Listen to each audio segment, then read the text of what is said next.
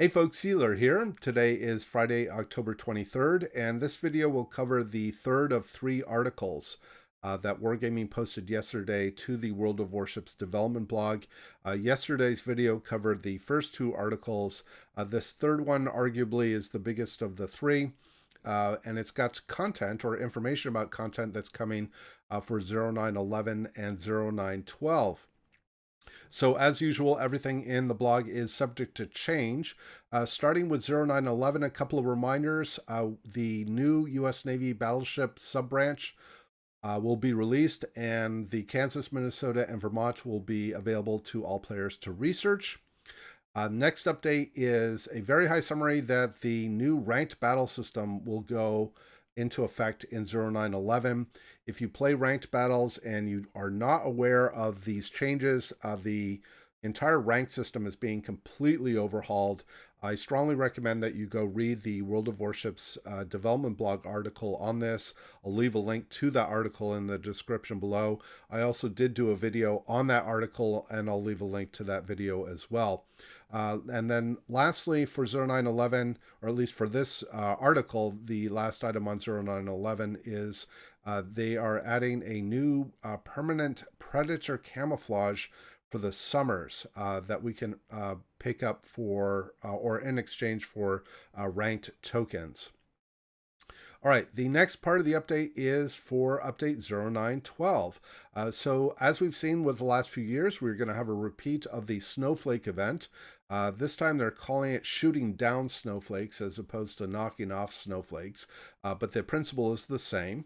Now, in past years, we earned these, or we knocked off these snowflakes by getting the first win in the update for the ship. For this event, you can still do that by getting the first win, but you can also knock off the snowflake by gaining a certain amount of base experience. Now, they don't specify here how much experience exactly is going to be needed, but I think the idea here, at least this is my assessment, is that Wargaming doesn't want to force people into feeling like they have to go to co-op to get the win, that they just by playing the ships as they normally would in random battles, and maybe other battle types will be included, they can earn the base experience and shoot down the snowflake without necessarily having to win. The snowflakes on these ships will earn different rewards. For tiers 5 through 7, we will earn 4 to 750 coal. For tiers 8 and 9, we will earn 75 units of steel. And for tier 10, we will earn a Santa's gift container.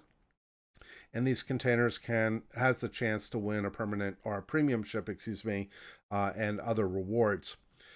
Let's see. All right, let's see. Oh, actually, there was one other comment here that I skipped over. Starting with update 0911, this rule, as far as shooting down a snowflake, will also apply to the bonus of resetting a branch and the research bureau. I'm not sure exactly what that means, but in any case, it looks like there's going to be, you will be able to leverage resetting a research bureau branch in order to shoot down snowflakes as well.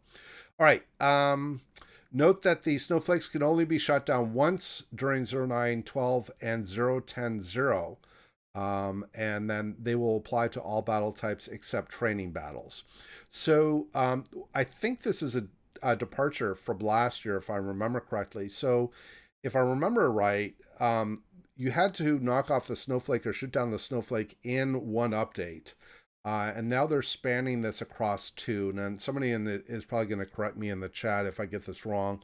But this is definitely going to make it more convenient for players that maybe are away for extended periods during the holidays and playing during the normal, last update of the year isn't quite as convenient. So for folks that need more time to knock off these snowflakes or shoot down these snowflakes, this is definitely going to be a welcome change. Again, if it is a change from last year. All right, a couple of holiday campaigns. These are going to be temporary campaigns. The first is In Pursuit of Strasbourg, and the second is Ships and Fates. The reward for the first campaign will be the upcoming Premium Tier 7 French battleship the Strasbourg, and she will have a permanent winter holiday camouflage, which is what that looks like right here. There will also be some thematic commanders associated with these campaigns, as well as a few researchable ships will get a new permanent winter camouflage. These ships include the Hawkins, the Visby, Katowski, New York, the T-22, and the Furataka. And this is the Hawkins modeled with that permanent camouflage. So for those of you who likes some or all of these tech tree or researchable tier 5 ships, you will now be able to get some permanent camouflages for them. So that's good news. And then they've got a screenshot here of some of the thematic commanders. These look like these are all modeled off of either various cultural styles of St. Nicholas or Father Christmas, Dia de Moros, etc. So some very cool looking commanders there.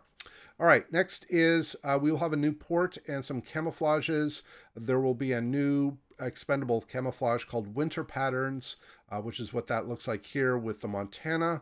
And there will also be the permanent New Year's camouflage, which is the same, or it looks the same as what we earned last year that we could assign to tier 8 ships. And in this year's event, we will be able to assign these camouflages that we earn to tier 9 ships, and this looks like this is being modeled on the Lion. Next is we will have a new port, Kure, which is inspired by the Kure Harbor in Japan. And then we will have a new Dockyard event to build the premium tier 9 Japanese battleship, the Heisen. So this event is going to be run very similarly, although there are some important differences from what we saw with the Odin and the Anchorage events. The construction of the ship will span 26 phases as opposed to 20 that we saw with the previous 2 events. Each shipbuilding phase can be completed by finishing combat missions or by spending 1,950 doubloons per phase. So there's 200. There's a 200 doubloon premium on top of what we saw with the previous 2 events.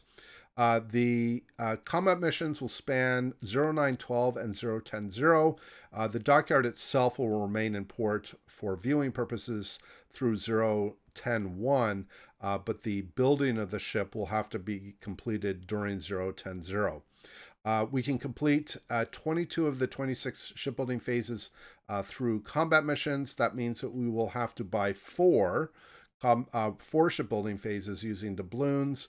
If you at 1,950 per phase, you're looking at 7,800 doubloons to purchase a premium tier 9 ship.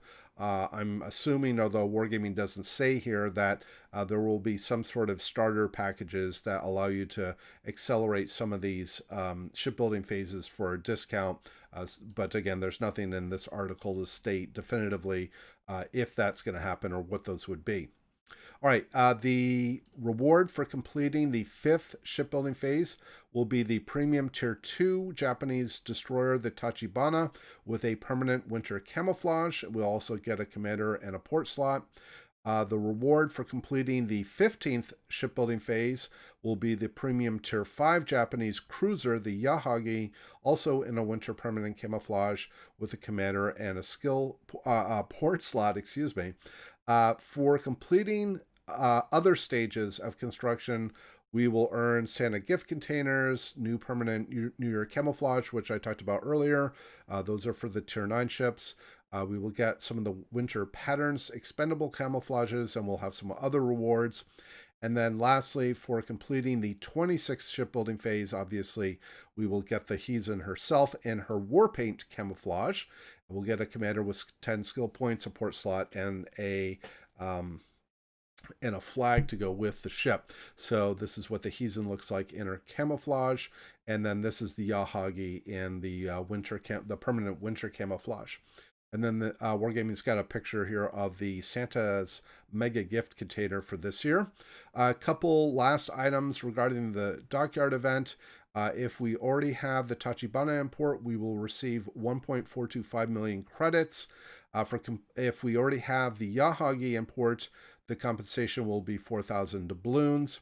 And then lastly, if we complete the ship early, Any shipbuilding phases we complete after acquiring the ship, this time we will receive 400 research points and 200 units of steel for each phase. So that's sort of blending the aspects of both the Odin and the Anchorage event when we, if in those cases where we finished the ship early and completed shipbuilding phases later.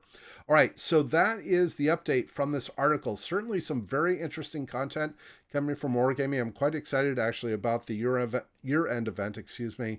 So that looks quite colorful, and I hope everybody here found the information useful. I hope everybody has a great weekend. Let me know your thoughts in the comments below.